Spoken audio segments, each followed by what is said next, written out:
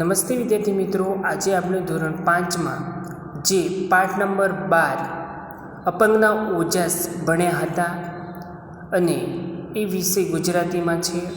અને આપણે જે ભણ્યા હતા એ પાઠ આપણે ભાગ 1માં જોયો હતો અને ભાગ 2માં આજે આપણે અપંગના ઓજાસ પાઠ ભાગ 2માં જોઈશું.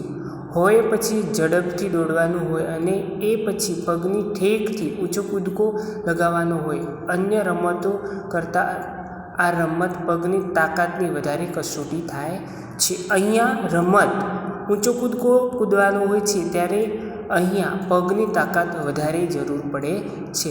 વોલ્ટર ધીમે ધીમે આ બધી કળામાં પારંગત બન્યો. વધુને વધુ ઊંચો કૂદવાનો પ્રયત્ન કરવા લાગ્યો. એના બોનાટ નગરની સ્પર્ધાઓમાં એ મોખરે રહ્યો.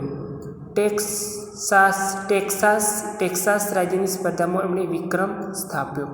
અહીંયા એમના બોનાટ નગર છે. એમને ટેક્સાસ રાજ્યની સ્પર્ધામાં એમણે શાનો વિક્રમ? ઊંચા કૂદકાનો એમને વિક્રમ રચ્યો. એની કાબેલિયત જોઈને એના દેશ અને ઓલિમ્પિક સ્પર્ધામાં ભાગ લેવા મોકલ્યા. ફિનલેન્ડ દેશના હેલ્સિંકી શહેરમાં 15મી ઓલિમ્પિક સ્પર્ધા યોજાઈ. આમાં જુદા જુદા દેશના ઘણા હરીફોએ ભાગ લીધો. અમેરિકા તરફથી 21 વર્ષના વોલ્ટર પણ મેદાન પડ્યો હતો. ઓલિમ્પિક એટલે કે જગતનો સૌથી મોટો રમતોત્સવ. આમાં ઠેર ઠેરથી ખેલાડીઓ આવે અને ઓલિમ્પિકમાં વિજય મેળવો તેની ખેલાડીઓના જીવનની સૌથી મોટી ઈચ્છા હોય છે.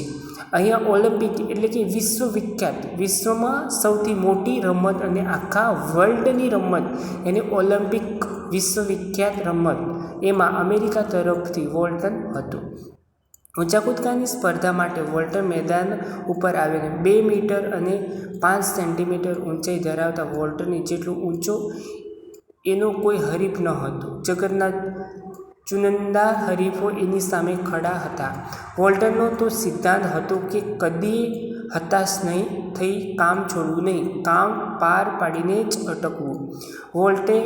વોલ્ટરે કશાય સાવધાની સહાય વિના દોડીને ઊંચો કૂદકો લગાવ્યો. કોઈ પણ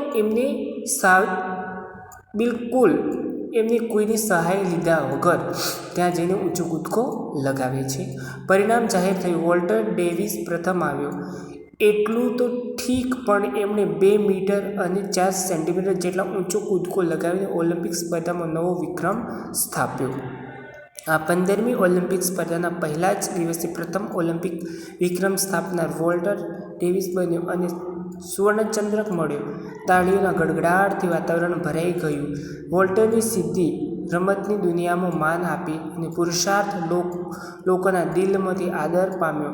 આ સિદ્ધિ પછી પણ વોલ્ટર ડેવિસ આનાથી પણ ઊંચા કૂદકા લગાવ્યા.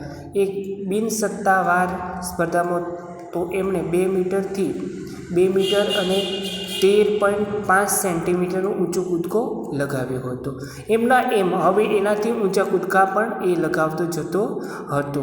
વોલ્ટર જીવન અને રમતના મેદાનની સાચો વિજેતા બન્યો. જે વોલ્ટરને માટે દાક્તરે કહ્યું હતું કે એ કદી પણ જાતે પોતાના પગ હલાવી ચલાવી શકશે નહીં, એ વોલ્ટર મન અને તનની તાકાતથી જગતમાં ઊંચામાં ઊંચો કૂદકો લગાવનાર માનવી બન્યો.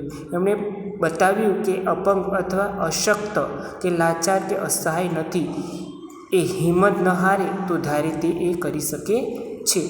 એવું અહીંયા જગતમાં આ વોલ્ટરની ખૂબ સરસ મજાનું એક ઉદાહરણ પૂરું પાડ્યું છે કે અપંગ વ્યક્તિ શું ના કરી શકે, બધું જ કરી શકે છે. અપંગ માનવીએ સામાન્ય સમજવો નહીં, એવું અહીંયા આપણને બતાવે છે. અને આગળ છે, હવે અહીંયા આપણે શબ્દ સમજૂતી છે પાઠને પૂરો કરી અને હવે શબ્દ સમજૂતી જોઈશું. ઓજસ માણસના વિશે કે ખાસ ગુણ, બળ, પ્રતિભા, તેજ, નિષ્ક્રિય, ક્રિયા રહિત, ક્રિયા ન કરવું હોય તેવું, નિરાધાર, અગાઉથી ધારેલું નિર્ણય, કેલિપ્સ, લકવાની દર્દીઓ આધાર માટે પહેરવું પડતું સાધન, પારંગત, હોશિયાર, પ્રવીણ, ઓલિમ્પિક દર 4 વર્ષે યોજાતી વિશ્વ રમતો ઉત્સવ, વિક્રમ, કોઈ પણ સ્પર્ધા ક્ષેત્રમાં નોંધાયેલી મહત્તમ સિદ્ધિ, પુરુષાર્થ, ઉદ્યમ, મહેનત. અહીંયા શબ્દ સમજૂતી પૂરી થાય છે અને અહીંયા રૂઢિપ્રયોગ આપેલા છે.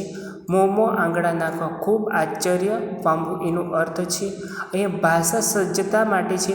જોડાક્ષરવાળા શબ્દોને જોડાક્ષર પૂર્વ ઈ ઉ હસ્વ છે તે જુઓ. અહીંયા જે લીટી દોરેલી છે એમાં તમારે લખવાનું છે અને કયા ઈ ઉ એ હસ્વ છે એ તમારે જોવાના છે. અહીંયા સ્વાધ્યાયના પ્રશ્નો છે એ સ્વાધ્યાયના પ્રશ્નો સ્વાધ્યાય પોથીમાં લખીને તમને મોકલાવીશ.